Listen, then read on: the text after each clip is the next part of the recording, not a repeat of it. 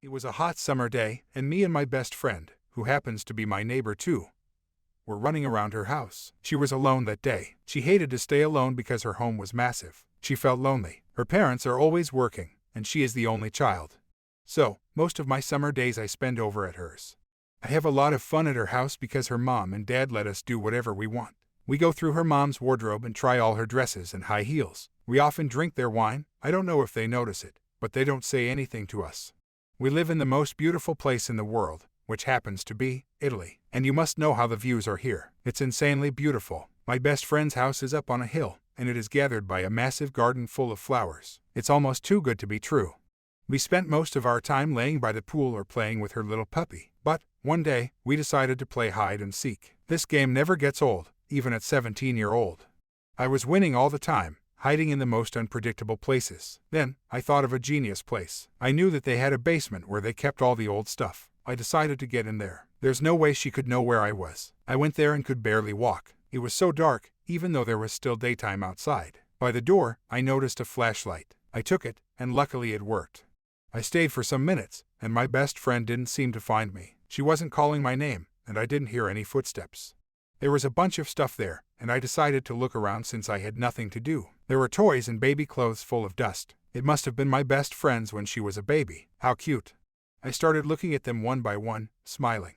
Then, I came across a pink, small diary. My best friend was not the type to keep a diary. I was surprised. I opened the diary, took off the dust from it, and the first thing that she had written was, "How my little sister got killed." My body was full of goosebumps. I noticed that she had written about this in more than 20 pages. I thought that it might have been a joke or something, but I read the first paragraphs and noticed that it was clearly about her life. What does that mean? She doesn't have a sister, at least that's what she had told me. I was reading when I suddenly heard my best friend's puppy barking at me like crazy. Then, I heard some steps. My best friend was yelling, calling my name Angela.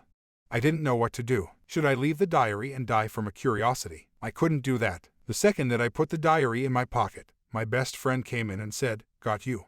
She said to me, "Angela, you look like you have seen a ghost." I couldn't tell her what I had just seen, not until I read the rest of the story. Luckily, at that moment, her parents came from work. They insisted on me staying for dinner. But I just couldn't. I ran to my home. I was scared and curious at the same time. I went to my room, put on the sign "Don't disturb me," and locked the door. I was never this excited to read. The story went this way.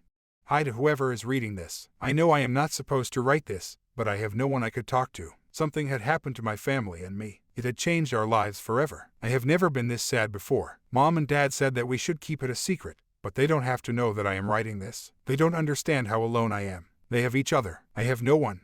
We used to be a happy family. At first, it was just me, Mom, and Dad. Mom said that when I was younger, I cried my eyes out, asking for a sister. Every year, I would write to Santa Claus, but he would always bring me toys. I didn't want toys. I had plenty of toys. I even shared my wish in front of my class, and everybody laughed with me, saying that Santa Claus doesn't exist. But then, Mom said that we should be waiting for a stork because it would bring my little sister to our door. I would spend hours and hours looking at the sky, but the stork never came.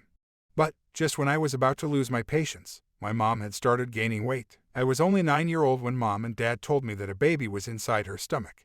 I remember how amazed I was by the fact that the baby was in my mom's stomach. We didn't need the help of Santa Claus or the stork. Mom had made it.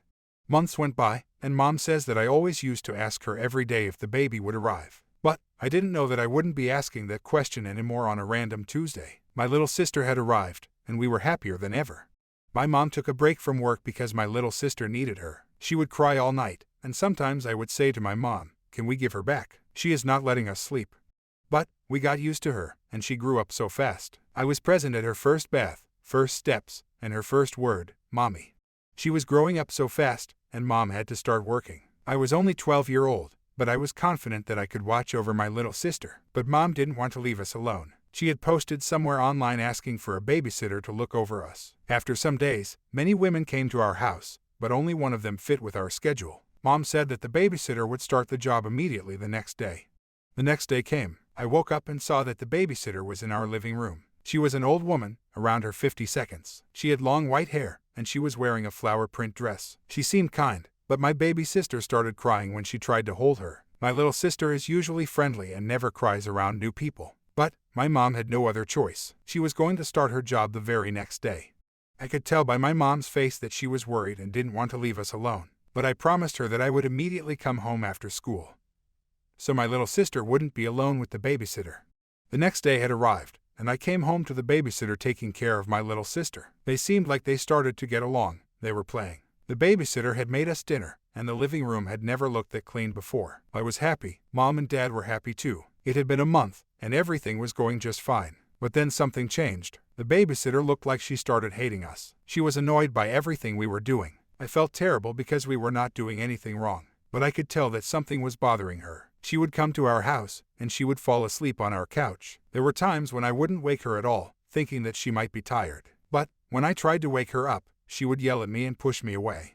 One day, my mom yelled at me for making the bathroom a mess, but she didn't know that the babysitter would take a shower at our place every day. I didn't want to tell Mom because I thought that the babysitter was sick. Every time she would come out of the shower, I'd notice her black eyes, and her body would always shake. But, I don't know, I felt sorry for her. She must have been poor because she was always hungry. She would eat all of our food. My teacher had called my mom and had told her that my grades had been so low and that I had been coming to school very late. But that it is not my fault. I was getting so tired of all the work around the house. The babysitter couldn't even cook anymore because her hands were shaky. She would make me cook. One day, Mom had come early from work, and she noticed that I was cooking and the babysitter was sitting watching her Spanish telenovela. But the babysitter tried to play it cool, saying that she wanted to teach me some of her recipes. But we were making pasta every night. I didn't want to tell my parents any of this. I didn't want to make them worry. But one day, I had enough. I catch the babysitter putting makeup all over my little sister's body. She had hit her, and my sister was crying. I started crying and saying that I was going to tell Mom and Dad about this. But she closed my mouth with her hands, looking at me with her crazy eyes, saying that she would kill me if I said anything. My sister and I were so scared of her, and we began to never feel safe. I wasn't even concentrating on school anymore. My mind would always be at my little sister and wondering what she might be doing at that moment. She would tell me in detail what she and her babysitter would do. She said that she had played doctor with the babysitter one day, but the babysitter had passed out, and my little sister was scared. She told me that she had put the toys in a trash bag and left it outside. I went there searching on the trash bag, and there were a lot of syringes and wipes full of blood. I was old enough to understand that she had been taking drugs. Why didn't I think of this before? This explains her behaviors. I told her that I would tell my parents about this if she would beat my little sister again. We made a little pact. I felt safe for a little, knowing that she was not going to beat my little sister again, not knowing that something even more terrible was going to happen. While scrolling through my phone, taking my shoes off, I noticed that my socks got wet as I was getting inside. I looked up, and I saw our whole living room was filled with water. There was no one home. It was silent, but I could hear water coming from the bathroom. I opened the door, but I was late. I couldn't save my little sister, my precious little gem. She was there, in the bathtub, not breathing, all alone. Her neck was bruised. The water was freezing. She must have been so cold and scared. I could do nothing but call 911 and my mom and dad. No one could find the babysitter, but the police found out that she was a dangerous homeless woman that had an obsession with drugs. She is still out there, free. I don't know if she can sleep at night, but we surely can't. We couldn't even live in the same house. That's why we had to move out. It doesn't go a day that I don't think of her. What could she possibly have done to deserve that? She was just a baby. I closed the diary and saw that the sky had been clearer. It was morning, but I don't think that I could sleep after what I had read. And I will not be telling my best friend about this until she decides to.